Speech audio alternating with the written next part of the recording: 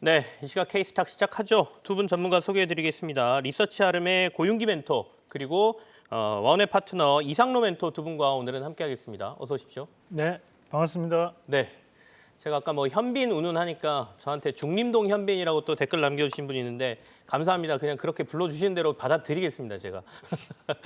CPI 얘기하죠. 미국에서 오늘 어차피 CPI 저희가 얘기를 해야 되니까요. 시장의 기대는 더 높아지는 것 같거든요. 근데 제가 앞서 약간 걱정스러운 얘기를 했는데 우리 고윤기 멘토께서는 어떻게 보고 계세요? 그 정도 나올까요? 일단 CPI 지금 예상치 말씀해 주신 대로 6.5%로 지금 예상이 되고 있는데요. 제가 생각하는 부분은 CPI는 그렇게 중요치는 않다라고 좀 먼저 말씀을 드리고 싶습니다. 왜냐하면 CPI 같은 경우에는 지난 8월이죠. 8월에 8.7%를 기록한 이후에 지금 지속적으로 지금 하락을 하고 있습니다. 즉 추세적으로는 좀 하락세가 지금 지속적으로 나오고 있다라는 측면에서 증시 또한 이러한 부분을 반영을 하면서 미국의 기준금리 인상에 대한 속도 자체가 조금씩 완화되고 있는 것을 좀 확인해 보실 수가 있을 것 같은데요. 일단 미국의 소비자 물가 지수는 오늘 밤 한국 시간으로 10시 30분에 발표될 예정이고 이거와 함께 실업수당 청구 건수 또한 같이 공개가 될 예정이기 때문에 일단 많은 투자자분들께서 이 부분을 좀 주목할 것으로 지금 전망이 되고 있습니다. 네. 그리고 내일에는 또 이제 한국은행의 금융통화위원회도 지금 예정이 되어 있고 0.25%포인트의 기준금리 인상, 베이비 스텝까지도 지금 예상이 되고 있기 때문에 오늘 밤과 내일까지는 경제 지표와 맞물려서 조금 시장이 움직일 가능성이 높다라고 보시면 좋을 것 같습니다. 그렇지만 시장 자체를 놓고 본다면 앞서 말씀드린 대로 물가지수 자체는 지난 8월을 정점을 찍고 나서 하락을 하고 있는 그런 부분이기 때문에 시장을 어떻게 크게 움직일 만한 그런 이슈는 없을 거라고 볼 수 있을 것 같고요. 자료를 보시는 것처럼 지금 미국의 소비자 물가지수의 추이를 놓고 본다면 8월 이후에 8.7%를 기록한 이후에 10월에 네. 8.1%를 정점으로 지금 지속적으로 하락하고 있는 것을 확인하실 수가 있습니다. 작년 한 해 동안 소비자 물가지수가 지속적으로 우상향함에 따라서 기준금리 또한 이에 발맞춰서 상승하는 모습을 보이면서 증시의 발목을 잡혔는데요. 보이는 것처럼 정점을 찍고 하락하고 있는 그런 부분이기 때문에 단순히 이전치인 7.1%보다 하락한 6.5% 내외대에 나온다고 하더라도 일단은 시장은 큰 움직임은 없을 것이다 라고 좀 볼 수 있을 것 같습니다. 다만 미국 시장이 최근 들어서 실업률과 관련된 고용과 관련된 이슈에 따라서 과거에는 굿뉴스 이즈 배드뉴스, 배드뉴스 이즈 굿뉴스 상황인 그런 상황인데요. 실업수당 청구 건수가 오히려 많아져야 시장에는 조금 긍정적으로 반응할 수 있는 점도 염두에 두시면서 미국 시장 대응하시면 될 것 같습니다. 일단은 추세적으로 꺾이는 것만 확인돼도 시장에서는 크게 무리는 없을 것이다 이런 말씀이 있어요. 저는 이제 기대가 너무 커서 그 기대에 못 미치면 또 시장이 실망하는 거 아니냐라고 말씀하셨는데 일단은 뭐 7.1% 이하만 나와준다라고 하면 그래도 시장은 좀 만족할 것이다 이런 얘기입니다.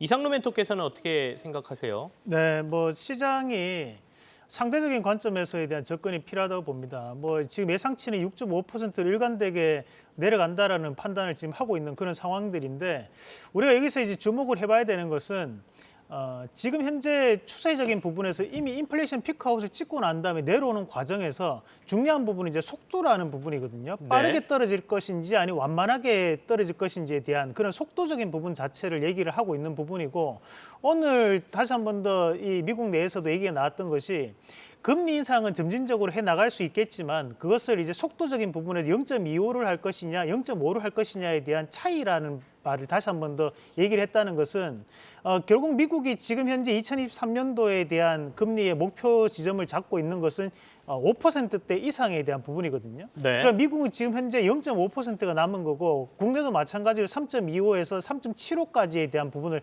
얘기를 하고 있습니다. 그러면 국내에서 0.5가 남았는데 이 0.5를 어떤 식으로 쓸 것인지에 대한 부분을 우리가 좀 더 판단할 필요가 있다고 보고요. 결국에는 6자가 뜰 것이냐 7자가 뜰 것이냐에 따라서 시장은 한번 크게 바뀔 수 있다고 보는데 뭐 앞에가 6자가 들어와서 뭐 물가 상승률이 기록이 된다면 시장은 6.9가 나오더라도 뭐 완만하게 떨어지고 있는 과정이다라면서 희망론을 다시 한번 더 얘기할 가능성이 높습니다. 네네. 현재 이미 다우증시라든지 나스닥이 상당 부분 하락폭을 나타냈었기 때문에 지금 지수에 대한 관점을 보더라도 지금 어떻게 해서든 희망적인 부분 자체를 안고 지수를 올리고자 하는 욕구가 좀 더 강하다고 판단할 수 있고 다만 우리가 조심해야 되는 것은 예상치를 벗어나서 7% 이상이 뜬다면 그때는 시장은 한번 큰 충격파가 나타날 가능성은 있다라는 부분으로 대응할 필요가 있겠습니다. 알겠습니다. 어쨌든 시장의 전망은 물가가 좀 떨어지고 있다. 전달보다 이번 달은 조금 더 떨어질 것이다. 이런 얘기거든요. 근데 다들 아시겠지만 연준이 생각하고 있는 적정 물가에 오르는 수준은 2에서 3%대 수준이죠. 그 정도가 되면 경제가 건전하게 성장한다고 저희가 얘기하거든요. 물건값이 조금씩은 올라줘야 사람들이 소비를 할 수 있는 심리가 생깁니다. 물건값이 계속 떨어지면 내가 왜 소비합니까? 조금 더 있다가 소비하면 더 싸게 살 수 있는데 그래서 도리어 경기가 침체되기 때문에 2, 3% 수준을 적정 물가라고 생각을 하거든요. 근데 거기까지 가기에는 아직도 6%는 좀 멀다. 다만 이 꺾이는 속도가 중요하고 꺾이는 추세가 유지된다면 시장은 괜찮을 것이다. 저희 이렇게 보는 거죠. 자, 어쨌든 CPI 지표 오늘 밤에 어떻게 나오는지 같이 한번 지켜보시죠. 일단 미국은 오늘 새벽에 좀 환호를 해놓은 상태입니다. 두 번째 이슈로 가겠습니다. 두 번째 이슈, 오늘은 태풍의 날, 이거는 태양광과 풍력을 저희가 따로 떼서 얘기한 거거든요. 태양광은 어제서부터 좀 반짝반짝거리기 시작했고요. 풍력은 오늘도 좀 좋은 상황인데 같이 얘기를 좀 하겠습니다. 고윤기 멘토 얘기하실까요? 일단 태양광 같은 경우 좀 개별적인 이슈 때문에 좀 주가가 상승하는 것 같습니다. 뭐 하나솔루션의 어떤 미국 투자와 관련된 이슈가 맞물리면서 좀 주가가 상승하는 것으로 볼 수 있을 것 같고요. 다만 산업적으로 놓고 봤을 때 특히 오시아이어 같은 좀 폴리실리콘 산업 같은 경우에는 조금 그렇게 상황은 녹록치는 않습니다. 작년만 하더라도 일단은 유럽의 어떤 설비 투자, 즉 러시아와 우크라이나 사태로 인해서 전력과 관련된 이슈가 맞물리면서 전력 부족 사태에 따라서 태양광에 좀 미리미리 투자를 했었거든요. 그렇기 때문에 글로벌적으로 폴리실리콘 가격이 굉장히 좀 급등을 많이 했었고 이에 따라서 태양광 업체들의 주가도 강한 모습을 보였습니다. 하지만 유가 또한 $100 밑으로 하락했고 그다음에 전력 부족 현상이나 이런 부분에 있어서 조금은 완화됐기 때문에 당연히 유럽의 재고가 증가하는 상황이었고 그리고 중국 같은 경우에는 폴리실리콘 가격에 대해서 약간은 조금 통제가 가능한 그런 부분입니다. 그렇기 때문에 중국 업체의 어떤 급격한 증설에 따른 물량까지 지금 투하가 되면서 7월 달에 작년 7월에 폴리실리콘 가격이 $38 수준에서 최근에 $20 수준까지 거의 반토막이 난 상황이기 때문에 관련주라고 할 수 있는 OCI의 주가가 굉장히 좀 부진하게 흘러가고 있는 그런 부분이라고 볼 수 있을 것 같습니다. 그리고 폴리실리콘 가격은 아무래도 중국 위주로 흘러갈 수가 있는 그런 부분인데요. 신장 위구르 지역과 관련된 인권 문제와 관련된 그런 부분 또한 향후 태양광 업계에서는 조금 부담으로 작용할 가능성이 있기 때문에 신재생 에너지 쪽으로의 접근을 놓고 봤을 때는 태양광은 상대적으로 매력이 떨어질 수밖에 없다라고 이렇게 좀 볼 수 있을 것 같습니다. 네. 금일 풍력주가 강한 이유는 일단 미국의 IRA 정책이죠. 인플레이션 감축 법안에 따른 수혜라고 볼 수 있을 것 같은데 전일 미국 시장에서 브로드윈드라는 업체가 있는데 무려 97% 가까이 급등 마감을 했습니다. 1억 7,500만 달러 수주가 발표가 되면서 이에 따라서 주가가 굉장히 크게 급등을 하는 그런 모습이었는데요. 네. 이 수치는 일단은 2023년과 24년 타워 캐파의 50% 수준이기 때문에 향후 이 미국의 법안에 따른 아주 직접적인 수혜를 볼 수 있는 그런 수준이라고 볼 수 있을 것 같습니다. 향후에 미국의 연간 설치 수요가 10기가와트에서 무려 60기가와트, 대략적으로 6배 정도 증가할 것으로 전망이 되기 때문에 이에 따라서 오늘 CS 윈드라든지 삼강 MM타워 같은 관련주들이 오늘 강세를 띠고 있는 그런 부분입니다. 그렇기 때문에 신재생 에너지 내에서도 약간은 조금 투자 포지션을 조금은 달리해야 되는 그런 부분이고 그리고 풍력이라든지 태양광과 같은 이런 신재생 에너지는 국내의 어떤 상황과 국내 정책적인 것보다는 해외 쪽, 특히나 미국 쪽의 이 법안과 관련된 어떤 수혜 관련주로서로 한번 체크를 해보시는 게 좋을 것 같습니다. 네. 미국 쪽에서 이제 IRA 법안 나오고 난 이후 그리고 신재생 에너지에 대한 여러 가지 정책적인 변화가 관련주들의 영향을 좀 많이 미치고 있습니다. 앞서 이제 태양광 얘기도 해주셨고 오늘은 이제 풍력주들이 다시 한번 주목을 받고 있다 이렇게 말씀 주셨습니다. 우리 이상로 멘토께서는 오늘 태풍 저희가 태양광 그리고 풍력 이렇게 보고 있는데 이쪽 의견을 좀 제시해 주시죠. 네, 우선 이제 그 요번에 하원 의장 케빈 메카시 같은 경우에도 이제 당선되고 난 다음에 곧장 했던 얘기가 중국이 우리의 일자리를 뺏어가고 있다라는 발언을 했었거든요. 그만큼 이제 미국 내에서는 우리가 민주당과 공화당의 공공의 적이 바로 이제 중국인데 이 중국 때리기는 둘 다 이제 동의하는 부분을 많이 나타냅니다. 그러면서 이 태양광 측면에서 봤을 때 글로벌적인 점유율을 가장 높게 형성하고 있는 것이 중국이라는 나라인데요. 결국 이제 미국에서에 대한 부분을 보더라도 우리가 이 태양광 관련된 부분에서 태양광 관련된 부품에 대한 중국 쪽 대한 매출보다는 국내 기업들에 대한 반사적인 이익을 우리가 한번 좀 기대해 볼 수 있는 그런 양상들이 나타날 수 있다고 봐야 될 것 같고요.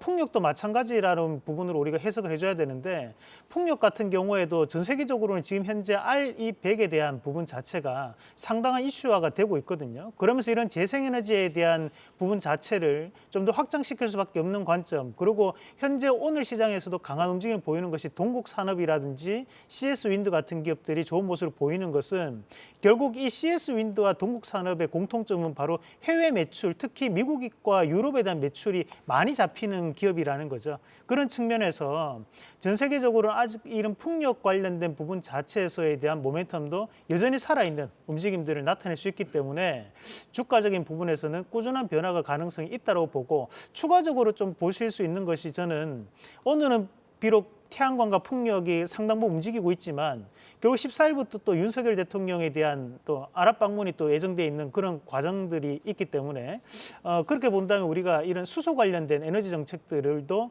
다시 한 번 더 이슈화가 될 수 있다고 보고, 그런 수소 관련된 부분도 우리가 한 번 더 눈여겨보시면 어떨까라는 말씀드리도록 하겠습니다. 윤석열 대통령의 중동 방문, 이제 그러면 수소 쪽도 좀 움직일 가능성이 있다 이렇게 말씀 주셨는데 네, 맞습니다. 원전은 어떨까요? 원전 네. 사실 이제 우리가 이런 에너지 관련된 부분 자체에서 명확하게 짚고 넘어가야 되는 부분이 몇 가지가 있다고 보는데요. 특히 이제 원전에 대한 부분은 우리가 언론과 여론에서 다루는 비중에 비해서 원전 관련주들에 대한 움직임 자체가 상당 부분 떨어지는 것이 사실입니다. 지금 현재 우리나라 원전이 현재 RE100에 대한 요건에 해당되는 부분은 아닙니다. 그렇다 보니까 앞으로에 대한 발전 가능성이 과연 있을까에 대한 부분 자체에서 항상 의구심을 나타내고 있고, 그런 이슈가 있기 때문에 결국에는 재료가 노출될 때마다 들썩거리는 것은 있지만, 우리가 윤석열 대통령이 작년 3월 10일 날 당선되고 난 다음에 그때 주가보다 현재 더 많이 빠져있던 원전 관련주들이거든요. 그런 부분을 감안했을 때 낙폭과대에 대한 측면에서는 분명 이슈화가 될 수 있다고 보고, 특히 이제 뭐 우리가 UAE에 대한 방문을 이루어졌을 때 원전과 수소 관련된 MOU에 대한 얘기도 나올 수 있는 부분임을 감안한다면 단기적인 트레이딩 관점으로는 네. 접근할 수 있겠지만, 우리가 이 부분을 가지고 한 달 이상에 대한 중장기적 관점에 대한 접근은 좀 힘들지 않을까. 그래서 원전 관련주는 이번 주 내에 승부를 볼 수 있는 부분으로 대응을 해보자. 그래서 그중에서 두 가지 종목 정도 말씀드린다. 첫 번째는 이제 BHI 같은 기업들, 우리가 좀 더 강하게 움직일 테마성이 좀 강한 종목이라고 볼 수 있고요. 네. 그리고 두 번째는 우진이나 또는 오르비텍 같은 그런 원전 관련주들도 좀 더 눈여겨보시면 좋겠다는 말씀 드리겠습니다.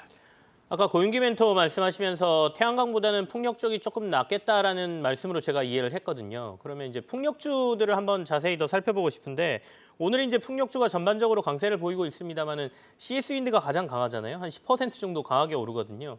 그 이유는 앞서 말씀하신 것처럼 미국 쪽 포션이 좀 넓어서다 이렇게 봐야 되나요? 네, 맞습니다. 미국 쪽 포션의 그 점유율을 놓고 봤을 때 CS 윈드가 1위를 지금 기록을 하고 있기 때문에 가장 큰 포지션이고요. 신재생 에너지를 봤을 때 오히려 풍력보다 저는 우리나라로 놓고 본다면 저는 원전을 더욱더 중요시하게 봐야 된다라고 좀 생각을 하고 있는 풍력보다는 상황인데. 원전이다. 네, 맞습니다. 풍력 같은 경우에 일단은 미국 쪽을 베이스로 봐야 되는 그런 부분이고, 원전 같은 경우에 윤석열 정부가 당선된 이후에 당연히 차익 실현 매물이 나올 수밖에 없고, 원전의 구조 자체상 큰 기간 산업이기 때문에 오래 걸릴 수밖에 없습니다. 그렇지만 정부의 정책 자체, 그리고 정부의 추진하는 방향 자체가 원전을 베이스로 기반한 그동안 거의 죽을 뻔한 그런 원전 산업을 다시 되살리고 있는 그런 회생이고, 그리고 윤석열 정부에서도 경제 발전을 위해서 원전을 기본 베이스로 삼은 것만큼 신재생의 가장 기본은 어떻게 보면 에너지 효율적이거든요. 그렇지만 태양광과 풍력 같은 경우에 에너지 효율적인 측면에서는 그렇게 아직은 뛰어나지가 않습니다. 그렇기 때문에 신재생의 에너지의 어떤 효율적인 측면에서 놓고 본다면 원전 관련주 충분히 그동안 많이 물려 있었던 매물대와, 그리고 오랜 어떤 기다림, 그리고 기간적으로 오래 걸린다라는 측면에서의 주가 흐름은 굉장히 좀 부진할지언정 현 정권이 지속적으로 유지되고, 그리고 집권 2년 차의 어떤 정책적인 효과까지 감안한다면 포트폴리오의 원전 관련주는 충분히 하나 정도는 편입을 해두시는 게 좋을 것 같습니다. 그 하나가 뭐였으면 좋겠습니까? 일단 가장 직격적으로 볼 수 있는 건 아마 두산 에너빌리티가 가장 큰 수혜를 볼 수가 있을 것 같고요. 네. 그에 추가적으로 한다면 두산 지주사 관련해서 이제 로봇 사업까지 맞물려서 두산 지주까지 이렇게 관심 있게 보시면 좋을 것 같습니다. 두산 지주, 두산 에너빌리티, 원전 관련해서는 이 두 종목이 그래도 나은 것 같다 이렇게 말씀 주셨습니다. 다른 분들은 이제 원전은 좀 그 재료성 매매를 해라. 뭔가 재료가 나올 때 올랐다가 또 빠지는 경우가 있으니까 이렇게들 많이 말씀하셨는데 오늘 고윤기 멘트는 조금 더 다른 얘기를 하셨습니다. 다른 견해예요. 윤석열 정부가 있는 동안에는 아무래도 원전에 대한 관심이 계속 부각될 때니까 이 원전에 대한 관심은 좀 갖는 게 좋다. 포트폴리오에 하나 정도는 가져가 보자. 이렇게 말씀 주셨습니다. 자, 다음 이슈로 넘어가겠습니다. 다음 이슈 카카오엔터인데요. 카카오엔터가 대규모 투자를 받았다라는 얘기가 들려왔죠. 그러면서 이제 그러면 어떻게 될 것이냐, 이게 우회상장 쪽으로 갈 것이냐, 뭐 이런 얘기들이 들려오고 있는데요. 한번 얘기 좀 나눠보겠습니다. 이상로 멘토부터 하실까요? 네, 뭐 지금 현재 이 카카오엔터에 대한 이 우회상장이라든지 또는 지분 투자 얘기가 오늘 뭐 하루 만에 나왔던 얘기는 아니라고 봐야 되고요. 우리가 이 시간을 통해서도 지난달에도 한번 언급을 해드렸던 것이 사우디 비전 2030 프로젝트 안에 있는 내용을 보면 우리가 일반적으로 사우디에 대한 얘기를 할 때 항상 네옴시티에 대한 얘기를 많이들 하시는데 이 비전 2030 안에 프로젝트에서 뭐 세 번째에 대한 뭐 도시 개발에 대한 부분 자체에 대한 부분 중에 일부가 바로 이 네옴시티라는 부분이고 거기에는 이 사우디권 안에서도 이런 K 컨텐츠에 대한 얘기도 다시 한 번 더 담겨 있는 부분들이 있습니다. 그렇다 보니까 지금 UAE라든지 또는 사우디에서 우리 이런 K 컨텐츠에 대한 재평가가 이루어지고 있는 것도 사실이고요. 그렇다 보니 우리나라 이 카카오엔터에 대한 지분 투자 얘기까지도 함께 흘러나오는 과정들이라고 볼 수 있는데요. 지금 이 미디어 컨텐츠 그룹 자체에서에 대한 재평가로 저는 좀 더 확장적인 부분으로 해석을 할 필요가 있다고 보고 비단 이것이 이제 카카오엔터에 대한 우회 상장이라든지 또는 네. 그런 부분 자체는 국민들에 대한 여론에 대한 부분도 저는 영향을 좀 줄 수 있다고 보거든요. 지금 현재 카카오가 이번에 보상 차원에서 이모티콘 3종을 무료로 공개를 하는 그런 움직임을 좀 나타냈었는데 여기에 카카오엔터에 대한 우회 상장 과연 국민들 또다시 한번 납득할 수 있을까? 거기에 대한 부분을 저는 신경을 좀 많이 쓸 거라고 봅니다. 그래서 이 부분에 대해서 집중하시는 것보다는 오히려 이제 미디어 컨텐츠에 대한 우리나라에 대한 K 컨텐츠에 대한 확장 가능성을 좀 보고 네. 그에 따른 미디어 컨텐츠 관련주로 공략해 보시면 어떨까라는 말씀을 드리겠습니다. IPO냐 우회상장이냐 이거는 변수가 좀 많다 이런 말씀이시고. 네, 맞습니다. M&A 이슈는 저희가 올해 좀 눈여겨볼 필요는 있어 보이죠. 왜냐하면 지난번에도 한번 말씀드렸습니다. 공개 의무 매수 제도가 내년 시행이기 때문에 그 전에 팔아야 될 사람들은 빨리 팔아야 되는 상황이 좀 만들어졌거든요. 특히 대주주 입장에서는 대주주의 경영권 프리미엄을 확보하려면 올해 안에 안 팔면 내년에는 좀 그걸 받기가 힘든 상황이다 이렇게 보여집니다. 그렇다면 뭐 그런 것 때문에도 속도가 좀 나지 않을까라는 생각도 있는데 고윤기 멘토께서는 카카오엔터와 관련된 이슈들은 어떻게 정리하고 계세요? 저는 카카오엔터 같은 경우 과연 이 싱가포르 투자청과 그리고 사우디 국부펀드가 투자한 금액이 과연 큰 금액인가에 대해서 저는 조금 본질적인 질문을 해봤는데요. 네. 물론 카카오엔터 측면에서는 10조 밸류를 받고 1조 원을 투자받았다는 측면에서는 굉장히 큰 돈이지만 과연 이 펀드를 집행하는 입장에서는 과연 이 돈이 큰 돈일까? 과연 비중은 크게 갖고 가는 것일까에 대해서는 한번 의구심이 좀 드는 부분이다라고 볼 수 있을 것 같습니다. 즉 제가 말씀드리고 싶은 거는 K 콘텐츠에 대한 어떤 위상과 커지는 것은 맞지만 조금은 과대평가되는 부분도 일정은 조금 확인은 해봐야 되는 그런 부분이다라고 조금 브레이크를 한번 좀 걸어두고 싶은 부분이고요. 카카오엔터 같은 경우는 지금 뭐 M&A설 관련해서 뭐 SM이라든지 뭐 큐브엔터라든지 이런 쪽을 통해서 우회 상장을 통해서 좀 지분 매각을 이루어질 수도 있다라는 그런 어떤 기대감이라고 할까요? 아니면 네. 루머가 이렇게 좀 퍼지고 있는 그런 부분인데 일단 카카오 같은 경우는 지금 국민들의 좀 공분을 많이 사고 있지 않습니까? 쪼개기 상장과 관련하기 때문에 직접적인 상장은 아마 어려울 거라고 좀 볼 수도 있을 것 같고 우회 상장 같은 경우에도 일단 여러 가지 이슈나 제약되는 부분이 많기 때문에 오히려 올해 같은 경우에는 상장 관련된 그런 노이즈보다는 좀 내부 단속에 오히려 더욱더 치중할 가능성이 높다라고 좀 볼 수 있을 것 같습니다. 다만 어찌 됐든 간에 1조 원이 넘는 금액의 돈이 들어왔기 때문에 이 돈을 어떻게 활용할지는 이제 카카오의 전략에 따라 좀 다를 수가 있는 그런 부분인데요. 네. 일단은 뭐 말씀해 주신 것처럼 M&A에 대한 어떤 실탄으로 사용을 할지 혹은 다른 어떤 지분을 인수를 하면서 또 다른 신사업에 대한 투자를 할 수도 있는 그런 자원이기 때문에 일단 단순하게 1조 원에 대한 금액이 들어왔고 이것은 카카오엔터의 어떤 사업의 효율성 그리고 확대 가능성에 대한 어떤 기대감을 심어주기에는 충분하다. 이 정도로만 조금 정리하도록 하겠습니다. 네. 기업들이 이제 투자를 받을 때 그냥 받는 건 아니고요. 앞으로 우리가 이렇게 이 투자금을 사용해서 회사의 기업 가치를 이만큼 높여놓을 겁니다. 그리고 이 투자금 회수할 수 있는 창구는 여기서 발생합니다. 이런 것들을 제시하거든요.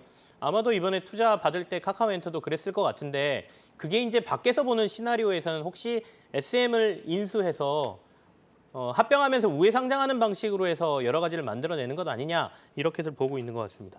자, 다음 이슈로 가시죠. 다음 이슈는 테슬라입니다. 테슬라가 기가팩토리 공장을 지난번에 윤석열 대통령이 이제 일론 머스크한테 부탁을 했죠. 우리나라로 한번 생각해 보는 건 어떠냐. 그랬더니 최적의 후보지 중에 하나다 이렇게 답은 했는데 외신에 나온 걸 보면 우리나라가 아닌 인도네시아다 이런 얘기가 있거든요. 이 이슈는 우리 시장에 미치는 영향이 어떻게 될까요? 이상로 멘토부터 말씀해 주십시오. 네, 현재 이 테슬라에 대한 부분 자체를 이제 어떻게 평가하느냐에 따라서 영향을 좀 다르게 좀 해석을 할 수 있을 것 같은데요. 저의 개인적인 의견으로는 우리가 이제 테슬라라는 이 전기차 브랜드 자체에 대한 앞으로에 대한 점유율 확장 가능성은 저는 상당히 좀 제한적일 수밖에 없다고 보거든요. 우리가 지금까지는 이제 이 테슬라에 대한 장점으로 뽑았을 때 이제 주행 거리와 그리고 이제 자율주행 성능에 대한 부분을 얘기를 많이 했었는데 많은 나라들이 현재 이 전기차 시장에 진출하고 있고 우리가 이 테슬라는 실리콘밸리에 있는 벤처 기업이고 전통적으로 이제 내연기관 자동차 산업을 유지를 하던 브랜드들이 지금 현재는 전기차 시장에 뛰어들고 있는 상황들이기 때문에 우리가 이 자동차의 그 감성 자체는 이기기는 좀 힘들다고 봅니다. 그러면 결국 전통적으로 지금 현재 미국 시장 내에서도 현대차나 기아차에 대한 브랜드가 다시 한번 점유율을 크게 확장하고 있는 부분도 이와 같은 맥락이라고 보는데 결국 현재 이 자동차 감성에 대한 부분 자체를 이런 신규적으로 우리가 내연기관 차에서 전통적인 점유율을 가지고 있던 기업들이 뛰어들고 있는 양상들이기 때문에 테슬라가 지금 기가팩토리에 대한 유치에 대한 부분 자체가 시장에서 큰 영향을 미치기는 좀 어렵다고 보고요. 오히려 지금 현재 우리가 봐야 되는 것은 2차 전지 시장 자체에서 우리가 미국 IRA에 대한 부분에서 얼마만큼에 대한 투자를 이끌어내고 그에 따른 부분 자체에서 어떤 기업들이 우리나라의 소재 관련 기업들이 재평가를 받을 수 있는지에 대한 부분을 좀 더 눈여겨보시는 전략이 네. 좀 더 맞지 않나라는 말씀을 좀 드리겠고요. 대신에 이제 현재 우리가 봐야 되는 것은 미국이라는 키워드는 단기적인 키워드가 아니고 중장기적인 키워드로 형성될 수 있습니다. 그러면 최근 들어서 시장 이슈가 되는 것이 자동화라든지 무인화, 로봇 AI와 같은 맥락이라고 보시면 되는데요. 이런 관련된 기업들 자체가 단기간에 대한 테마성 움직임이 아니라 지금 현재는 중장기적인 부분에서에 대한 지속적인 상승 가능성을 좀 더 염두에 놓고 그에 따른 관련주로 우리가 미리 선점하시는 전략이 어떨까라는 말씀을 드리겠습니다. 우리로 오느냐 인도네시아로 가느냐의 문제도 있겠지만 여기서 저희가 또 생각할 수 있는 이슈는 테슬라가 공장을 증설하고 있고 미국의 텍사스 공장에도 1조 원 이상을 또 투자한다라고 했거든요. 이거는 전기차 시장의 전반에 대한 전망으로도 볼 수 있거든요. 고윤기 멘토께서는 2차 전지 전체로 한번 봐보시죠. 어떻게 보이십니까? 일단 2차 전지 같은 경우에 아마 시장이 지속적으로 좀 커지는 거는 뭐 당연하다라고 아무도 이견을 좀 달지 않으실 거라고 좀 생각이 들고요. 그리고 이제 그 테슬라도 우리 한번 냉정하게 생각을 해보면 인도네시아와 한국을 만약에 후보지로 놓고 봤을 때 왜 인도네시아가 얘기가 나오느냐? 인도네시아는 자원 부국입니다. 그리고 테슬라는 인도네시아와 니켈 계약을 맺었었고요. 작년 같은 경우에도 9월까지만 놓고 보더라도 시장이 좋지 않을 때 자원 부국인 인도네시아는 주가가 지속적으로 상승이 나타났기 때문에 과연 앨런 머스크 입장에서는 한국과 그리고 인도네시아 후보지를 놓고 봤을 때 자원 부국이 니켈 자원이 많은 인도네시아를 선택을 할지 혹은 한국을 선택할지에 대해서는 뭐 네. 어떻게 보면 좀 명쾌하게 좀 답이 나와 있다. 뭐 이렇게 좀 저는 생각을 하고 있는 그런 상황입니다. 그리고 테슬라가 최근 들어서 트위터와 관련된 이슈가 되면서 그리고 중국의 가격 할인 그리고 수요 부진에 대한 우려감으로 인해 주가가 굉장히 좀 하락하는 그런 부분인데요. 일단은 오스틴 공장에 투자하는 이유는 이제 사이버 트럭이라고 해서 이제 픽업 트럭과 관련된 이슈입니다. 결국 미국의 물류 산업을 먹는 거는 트럭 산업을 먹는 그런 업체가 이제 승리하기 때문에 사이버 트럭이 나오게 되고 얼만큼의 이제 인도 대수가 나오게 되는 건지 판매 대수가 이제 본격적으로 나오고 얼만큼의 성장세가 나타났는지 아마 올해 테슬라의 어떤 주가 흐름의 가장 큰 키포인트라고 볼 수 있을 것 같습니다. 네네. 아무래도 오늘 같은 경우에는 이런 어떤 오스틴 공장 투자와 관련해서 오늘 센트럴모텍이 강한 모습을 보이고 있는데 물론 센트럴모텍이 테슬라의 뭐 알루미늄 컨트롤암을 이제 독점 공급하는 부분이지만 아직은 그래도 전기차 내에서 가장 큰 어떤 원가를 담당하는 게 배터리입니다. 그렇기 때문에 테슬라와 관련해서는 뭐 LG 에너지 솔루션이라든지 기타 관련된 배터리와 관련된 그런 업체들 위주로 보시는 게 낫고요. 궁극적으로 말씀드리면은 결국 2차 전지 산업 자체는 긍정적으로 볼 수 있으나 일단 센티적으로는 테슬라가 반등이 나와줘야 어느 정도 좀 우상향할 여지가 있다. 이렇게 정리하도록 하겠습니다. 알겠습니다. 테슬라 이슈까지 제가 살폈고요. 두 분과 이슈 점검은 여기서 마무리를 하고 저희 두 분의 관심주 확인하는 시간으로 들어가겠습니다.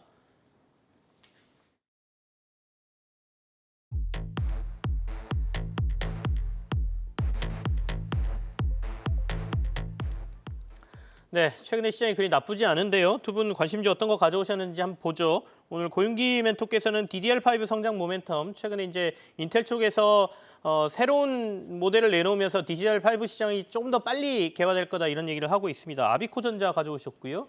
그리고 미국의 IRA에 숨겨진 수혜주 JVM 이상로 멘토 가져오신 종목입니다. 먼저 아비코전자부터 듣겠습니다. 아비코전자 같은 경우에는 뭐 아시다시피 이제 수동전자 부품 전문 업체라고 보시면 좋을 것 같은데요. 우리 앵커님께서 말씀해 주신 것처럼 DDR5 관련 사파이어 래피즈 이제 반도체에 관심 있으신 분들은 아마 다들 아실 겁니다. 사파이어 래피즈가 이제 인텔이 본격적으로 출시를 했습니다. 어제 그 11일 날 이제 간담회를 통해서 공개를 했는데요. DDR5 같은 경우에 이 사파이어 래피즈 같은 경우에 한 대략적으로 2년 가까이 좀 지연됐던 그런 부분인데 이제 본격적으로 공개함에 따라서 이제 서버용 CPU 공개에 따라서 향후 DDR5 시장이 커질 것으로 전망이 되고 있기 때문에 관심주로 한번 제시를 해봤습니다. 일단 아비코전자 같은 경우에는 2022년부터 성장 궤도를 지금 지속적으로 이어오고 있습니다. 올해 같은 경우에도 매출액은 1,681억 원에 144억 정도의 성장을 할 것으로 지금 기대가 되고 있고요. 올해 같은 경우에도 지금 현재 매출액은 1,949억 원에 200억대의 어떤 성장 궤도를 유지할 것으로 전망이 되고 있습니다. 즉 반도체 전망 산업이 약간 좀 부진함에도 불구하고 성장은 지금 지속적으로 이루어지고 있다라는 측면에서는 좀 긍정적으로 볼 수가 있는 부분이고요. 그리고 앞서 말씀드린 DDR5 관련해서는 지금 차세대 서버용 CPU 출시에 따라서 그동안 매출이 발생하지 않았던 메탈 파워 인덕터가 이제 본격적으로 납품이 될 가능성이 높습니다. 즉 납품이 되지 않았던 신규 부품이 어느 정도 추가적으로 탑재되는 구조이기 때문에 당연히 실적적인 성장에서도 올해는 좀 상반기부터 더욱더 한 단계 레벨업 할 수 있는 그런 구간대이기 때문에 DDR5 관련주 해서 조금 세론 관련된 어느 정도 조금 많이 오른 게 아닌가라는 그런 우려감이 있지만 실적적으로 그리고 실적이 오히려 추가적으로 붙을 수 있는 어떤 데이터가 확실한 그런 업체이기 때문에 단기간에 DDR5 관련해서 좀 단기간에 오른 부분은 있지만은 실적적인 측면에서는 지속적인 관심이 필요한 기업이기 때문에 한번 말씀드려봤고요. 네. 목표가는 14,000원 제시해드리고 손절가는 10,000원 제시해드리도록 하겠습니다. 알겠습니다. 목표가 13,000원에 손절가 10,000원. DDR5 시장에 대한 기대감까지 같이 한번 보자 이렇게 말씀 주셨습니다. 다음은 JVM 얘기 들을까요? 이상로 멘토 얘기해 주시죠. 네, 또 JVM을 가지고 왔는데요. 이제 신고가를 갔습니다. 네. 추가적인 부분에 대해서 신고가를 이어갈 거라고 보고, 다만 이제 이 JVM 같은 경우에 우리가 한 가지 고민을 한번 하고 보셔야 되는 부분 중에 한 개가 미국에서 이 민영의료 보험이 확대가 되면서 가장 크게 성장했던 산업 중에 한 개가 이제 제약 산업이었는데요. 마찬가지로 국내 같은 경우에도 현재 건강보험에 대한 부분 자체 보장 축소를 얘기를 하고 있습니다. 그 정책에 대한 일환으로 우리가 봤을 때 현재 제약 기업들에 대한 재평가가 나타나고 있는데 현재 이 JVM 같은 경우에 약국 조제 자동화에 대한 기업이거든요. 결국에는 약국을 이용할 수 있는 이용자들이 늘어날 수밖에 없는 그런 구조적인 변화가 나올 수 있다고 판단을 하고요. 숨겨진 IRA 수혜주라는 얘기는 우리가 지금 현재 국내에서는 대부분 다 이 IRA 내용 중에서 전기차에 대한 해당되는 내용을 집중적으로 보고 있지만 네네. 그 뒷페이지를 보면 보건의료 분야에 대한 부분도 IRA 내용에 들어있는 내용들입니다. 그 부분에서 우리가 노인에 대한 얘기가 나오는데요. 노인 처방에 대한 부담금을 감소해 주겠다는 것이 바이든 정부의 정책이라는 거죠. 그런 과정들을 봤을 때 결국 미국 내에서도 다시 한 번 더 이런 처방에 대한 부분 자체는 확장될 수 있는 구간이라고 본다면 미국 내 점유율 70%를 보유하고 있고 그리고 국내에서도 90% 이상의 과점을 형성하고 있는 이 JVM이 다시 한 번 더 재평가 가능성을 높게 판단할 수 있다는 말씀까지 드리면서 1차적인 목표가는 상단이 24,000원 그리고 손절가는 하단에 18,000원 제시해 드리도록 하겠습니다. 네, JVM은 지난번에 한번 얘기하셨던 걸로 저도 기억하는데요. 신고가 나오고 난 다음에도 위로 조금 더 보자 이런 말씀이시죠. 지금 네, 목표가 맞습니다. 24,000원, 손절가 18,000원까지 제시하셨습니다. 자, 두 분과는 여기서 마무리하겠습니다. 오늘 고윤규 멘토, 이상로 멘토와 함께했습니다. 고맙습니다. 네, 고맙습니다.